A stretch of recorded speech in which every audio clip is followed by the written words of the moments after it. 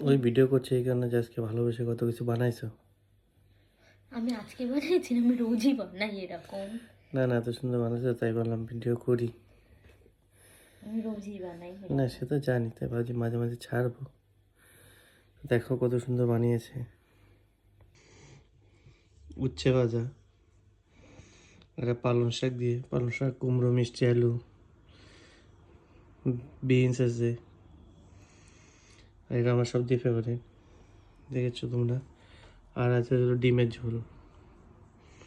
ওহো, কত সুন্দর। এটা থানকুনি পাতার বড়া। দেখো আমরা নিউজিল্যান্ডে এসে থানকুনি পাতার বড়া খাচ্ছি, কারণ আমাদের যেখানে ঘর নিয়েছি সেখানে লাগানো আছে। আর সবথেকে ছোটোবেলার পছন্দের খাবার পায়েস। গোবিন্দভোগ চাল এখানে পাওয়া যায়, ইন্ডিয়ান একটা দোকান আছে, তো সেখানে থেকে নিয়ে আসলাম, তো পায়েস বানিয়েছে কত সুন্দরভাবে, তার মধ্যে দিয়েছে কাজু বাদাম কিশমিশ দিয়ে সুন্দর করে বানিয়েছে।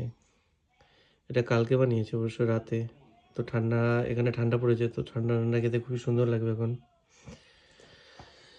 আর গরম ভাতের সঙ্গে দেখো কাছ থেকে আসলাম, কাছ থেকে এত সুন্দরভাবে গুছিয়ে রেখেছে আমার জন্য।